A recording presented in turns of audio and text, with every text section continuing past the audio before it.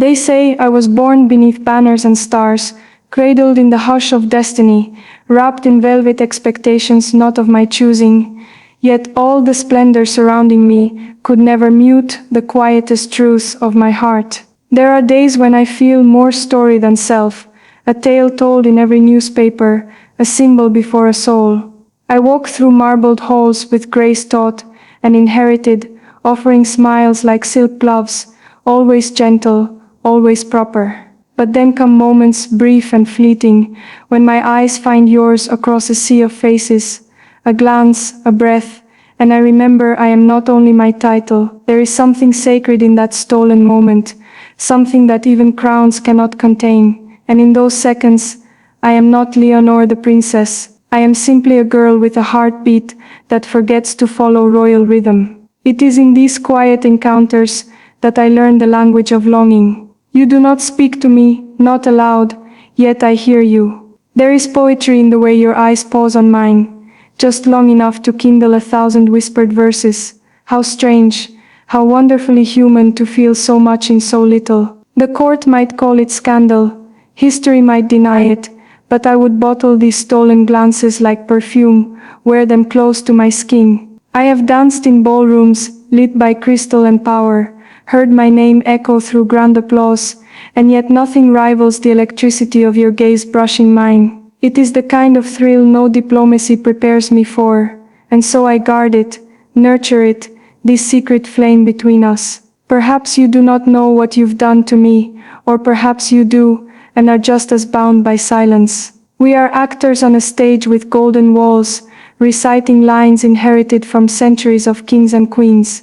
I have learned to bow, to pause, to speak in a voice neither too warm nor too cold. I have studied diplomacy, law, history, all the pillars that shall one day support my rule. But there is no curriculum for how to still the storm that rages when your shoulder brushes mine in a crowded corridor. I wear gowns stitched by masterful hands, each thread a symbol of tradition, and yet nothing I wear feels more real than the blush I try to hide when you are near. You with your easy smile, unaware, or perhaps all too aware of the battle you awaken in me. I wonder if you ever rehearse what you would say to me if we were not observed. I do. In my mind I write dialogues that never reach my lips. I write stories where I am yours, and history holds its breath. Do you know that I watch for you in mirrors, not for vanity's sake, but in hopes that behind me, just out of focus, you might be passing by. I memorize the shape of your shoulders, the curl of your laugh, like secret verses in an unwritten anthem. These are the details that make the world feel less ceremonial. I know what I must be to Spain. I do not resist it. I carry the weight proudly. But when I am alone, when the velvet doors are closed and the heels stop echoing, I allow myself to feel the ache of what I cannot have. And yet I am thankful, because even a glance, unspoken, unrushed, is a form of love. Not loud but loud enough, not permanent, but deeply alive in its fleeting nature. They cannot take these memories from me, nor censor my dreams. That at least remains mine. Once our hands nearly touched. Do you remember? It was nothing, a passing exchange, brief, unnoticed, but to me it was the crescendo of an invisible symphony. I felt your presence before I saw you. It's as if the air changes when you're near, becomes charged with some unnamed longing. I have practiced poise, trained my breath to match the calm of queens, but in that moment, I was all chaos inside, and I loved it. For once I was not the heir apparent. I was not anyone's daughter or subject. I was only a heart, raw and real. We did not speak, we dared not. But I imagined your skin against mine, the stories your hands could tell, the kindness they would show. That night when the palace dimmed, and the city outside sang its lullabies, I pressed my fingers to my lips, wondering if yours would ever find them. At times I resent the distance that is called dignity. I am told that discipline is my crown's true jewel, and perhaps it is. But I would trade every gemstone for one afternoon in your arms. Unguarded, unnoticed. There is no rebellion in my blood. Only a soft yearning, like a page trying to flutter free from a tightly bound book. You are the chapter I wish I could write. I know this must remain unsaid. a poem etched in silence, but it blooms in me all the same. I do not know what tomorrow brings. Treaties, appearances, the throne, these I am prepared for, but this feeling, it catches me unarmed, and yet I do not wish to be armored against it. What is royalty if it does not feel? What is a crown if it cannot ache? They ask me what I dream of, and I say unity, peace, a future for Spain that is bright and just, and I mean it. I believe in duty, in legacy, but if I am honest, truly soulfully honest, my dreams also wear your smile. In the secret corners of my sleep, you walk beside me, hand in hand, not behind palace gates, but beneath open skies. In those dreams I laugh freely, and you call me not princess, but something simpler, something sweeter. I wake before the ending each time, perhaps because some part of me fears knowing how that story concludes. Yet the dream lingers fragrant and full. I carry it like a hidden pendant beneath all my royal layers, and perhaps that is love's truest form. Not the possession of a person, but the way they inhabit your quietest moments. In the stillness of dawn, before the world awakens and the facade returns, I write letters I will never send. I address them to no one, and yet they are all for you.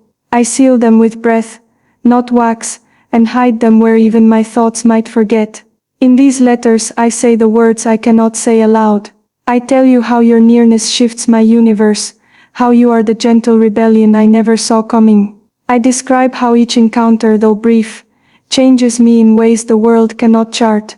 You are not a prince nor diplomat, nor noble heir, and that is what makes this dangerous beautiful true. I wonder what your letters to me would say, if you dared write them. Would you mention my eyes, or the way I look away too quickly too often? Would you say my silence speaks louder than my lineage? Perhaps there is power in restraint, they say, and I wield it daily, expertly. Yet I wonder if the heart, kept under lock too long, begins to forget its rhythm. You remind mine of its tempo. I do not seek scandal, I seek sincerity, and that is rare in my world of ceremonial truths. You are not polished like protocol demands. Your presence is not staged, you simply are, and I am drawn to that with a hunger I never admitted I had. They tell me to lead, to inspire, to be the future, but what if my future wants something as quiet, as human as your hand finding mine in a crowd? What if my courage is not in ruling a nation, but in loving without guarantee? Would Spain forgive me? Would history?